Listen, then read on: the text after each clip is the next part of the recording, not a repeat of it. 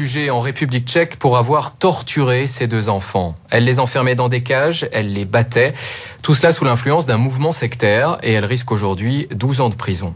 Les mouvements sectaires en Europe, c'est notre dossier. Cette semaine, en France, on estime qu'il y a environ 600 000 victimes de dérives sectaires. Dans son dernier rapport au printemps, la mission de vigilance contre ces dérives mettait en garde contre une nouvelle stratégie de ces groupes. Explication. Milieu des années 90, les sectes défraient la chronique des faits divers. En Suisse et au Canada, 53 membres de l'ordre du Temple solaire sont retrouvés morts dans les villas où ils célébraient leurs rituels. À Los Angeles, 39 adeptes de la secte Heaven's Gate se donnent la mort. En France, le décès de Gilbert Bourdin, le fondateur de la secte du Mandarum, permet de lever le voile sur les pratiques parfois délirantes des adeptes de cette communauté. La statue gigantesque à la gloire du gourou est détruite. Face à ces contre-publicités, les mouvements sectaires décident d'adopter un profil bas. Les grands drames qui se sont produits dans les années 90-95 ont dans un premier temps et d'abord entraîné une prise de conscience des gouvernements. Depuis 4 ans, le préfet Roulet dirige la mission de vigilance et de lutte contre les dérives sectaires. Véritable machine à traquer les sectes, la Mivilude est directement rattachée au cabinet du Premier ministre. En France, il y a eu une commission d'enquête parlementaire qui a publié une liste de 172 noms. Ça a été un énorme coup de pied dans la fourmilière sectaire et par conséquent, les sectes ont fait le gros dos. Alors que les sectes se font discrètes, on assiste parallèlement au développement de médecines nouvelles et à de nouvelles formes de thérapie. C'est la mode du New Age. Partout en Europe, les salons destinés à faire la promotion des nouvelles techniques de soins et de bien-être attirent de plus en plus. Seulement voilà, les pratiques un tantinet babacool peuvent parfois cacher des méthodes beaucoup moins inoffensives. Des méthodes où des praticiens pas toujours très clairs prennent parfois des allures de gourous et où les patients se laissent entraîner dans des dérives à caractère sectaire. Les sectes s'adaptent à la demande. Il y a quelques années, la demande était spirituelle, philosophique, ésotérique, culturelle. Aujourd'hui, c'est une demande essentiellement de bien-être et de santé. Et par conséquent, là, il y a une forte demande et il y a de l'argent disponible. Tout ce qui intéresse ce genre de mouvement. Nous sommes à Paris. Un colloque est organisé sur le thème spiritualité et thérapie. C'est la coordination des associations et particuliers pour la liberté de conscience qui est à l'origine de la conférence. Cette association a pour vocation la défense des minorités religieuses. Autrement dit, dans ce cas, les sectes. Alors quels sont les arguments des défenseurs des sectes pour expliquer leur lien avec des praticiens qui progressent parfois à la limite de la ligne jaune? C'est dans les religions minoritaires que nous avons le plus de personnes qui utilisent ces médecines alternatives. Et apparemment, le phénomène médico-sectaire se développe partout en Europe. Après Paris et Bruxelles, l'association va ouvrir un bureau en Suisse. Le docteur Roselyne Morel est une adepte de ces pratiques, des méthodes basées sur le principe que le corps et l'esprit sont totalement liés dans la maladie. À l'origine de toute maladie, de tout symptôme, préexiste un choc émotionnel. Donc sur un choc de petite intensité, on va faire un rhume, une grippe, une bronchite. Et sur un choc très très violent, à ce moment-là, la personne, plutôt que faire un rhume, va faire une sinusite, voire un cancer des sinus. Pour nous, la chose la plus importante, c'est effectivement d'essayer de remonter à l'origine de ce choc. La méthode utilisée par Roselyne Morel a été mise au point par un médecin d'origine allemande, le docteur Reich Hammer. Le docteur Hammer, pour moi, est sans doute le chercheur qui a fait le plus avancer les choses en médecine aujourd'hui. Après une première condamnation en Allemagne, le docteur Hammer a aussi été condamné en 2004 par la justice française à 3 ans de prison pour escroquerie et complicité d'exercice illégal de la médecine. Aujourd'hui, il n'exercerait plus et vivrait en Espagne. Mais sa méthode devient une pratique très en vogue. La Belgique est le pays de l'espace européen qui compte le plus d'adeptes du docteur Hammer. Ici, près de 700 médecins et thérapeutes se réclament de sa théorie. Fondateur de l'association des victimes de pratiques illégales de la médecine, Charles Berliner se bat depuis des années pour dénoncer un courant qu'il estime dangereux. Ce sont des gens qui professent des idées qui vont fort à l'encontre des idées médicales traditionnelles et qui donc coupent petit à petit leurs patients de toutes leurs références, de tous leurs amis, de leur famille. Et on se retrouve dans une problématique de type sectaire. Point préoccupant, les principales victimes de ces praticiens sont des personnes atteintes de maladies graves et qui n'ont souvent plus de repères. Il y a un retour à une certaine forme de magie dont les gens ont besoin. Ils ont besoin qu'on leur dise que s'ils ont une atteinte d'un cancer du côté gauche, c'est parce qu'il y a eu des problèmes avec leur maman. Quelque part, ils ont besoin de mettre des explications sur leur pathologie.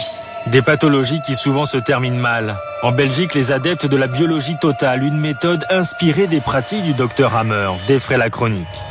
La fille adoptive de Christiane Lemort est l'une des victimes de ces guérisseurs. En 2004, elle apprend qu'elle est atteinte d'un cancer du sein. Le gynécologue lui avait dit que si elle ne se faisait pas opérer, cette maladie allait stagner pendant 2 ans et allait flamber la 3e année. Et c'est exactement ce qui est arrivé puisqu'elle ne s'est pas soignée. La jeune femme rencontre un médecin adepte de la biologie totale. Pour lui, le cancer de sa patiente provient d'un conflit ancien qu'il convient de régler. Aucune opération n'est nécessaire. Je pense que pour une femme, être opérée d'un cancer du sein doit être très difficile. C'est une partie de féminité qu'on perd. Donc, être devant quelqu'un qui représente la science, qui représente la médecine, et qui dit, mais non, il y a d'autres méthodes, il ne faut pas nécessairement opérer, vous pouvez guérir autrement. Mais c'est exactement ce qu'on a envie d'entendre. Le médecin a une emprise de plus en plus forte sur sa patiente. Il réussit à la convaincre de ne passer ni radio ni scanner, car cela provoque du stress. Et ce n'est pas tout.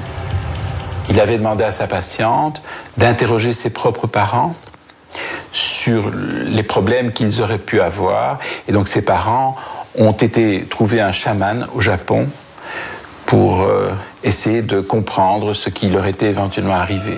Mais toutes ces méthodes ne serviront à rien. Elle s'est retrouvée donc à un moment donné tout à fait en phase terminale et a été hospitalisée. Et à partir de ce moment-là, on n'a plus entendu parler du médecin. Il n'est jamais venu la voir dans l'institution hospitalière. Quelques semaines avant la mort de la jeune femme, le disciple du très controversé Dr Hammer demanda à sa patiente de lui écrire une lettre dans laquelle elle le déchargeait de toute responsabilité. Sur ce sujet, comme sur beaucoup d'autres, il n'y a pas de politique commune en Europe. D'abord parce qu'il n'y a pas de définition précise d'une secte. Où s'arrête la liberté de conscience, où commence la contrainte, difficile à dire. Ensuite, parce que la tolérance à l'égard de ces mouvements est très différente selon les pays. Exemple avec l'église de Scientologie. Elle est regardée avec beaucoup de méfiance en France, mais elle a rarement été condamnée en justice. En Espagne, elle est désormais considérée comme une entité religieuse. L'enquête de Zoom Europa.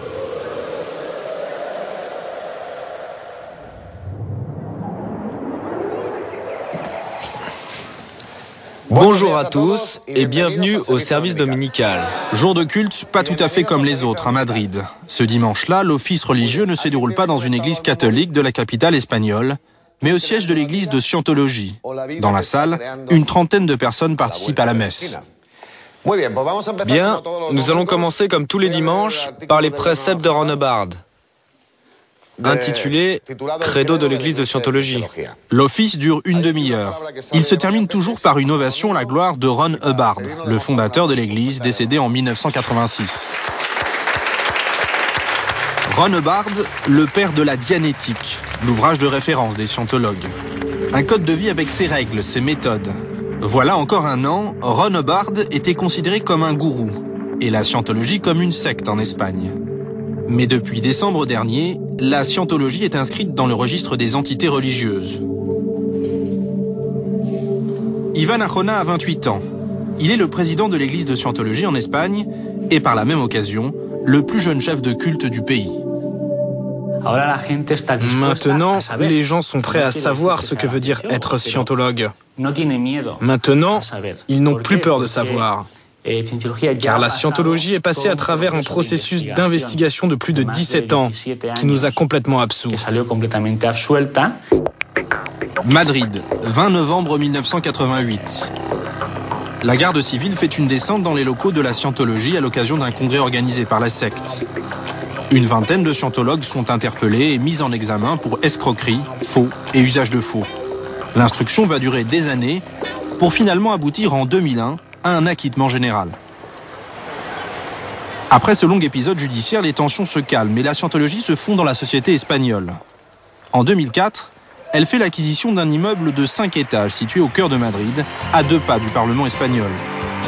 Coût du bâtiment, 9 millions d'euros. Pour l'occasion, C'est l'acteur Tom Cruise, le plus célèbre des scientologues, qui inaugure les nouveaux locaux. Hace 20 años, la desesperanza se fue. Fue el día que descubrí Scientology.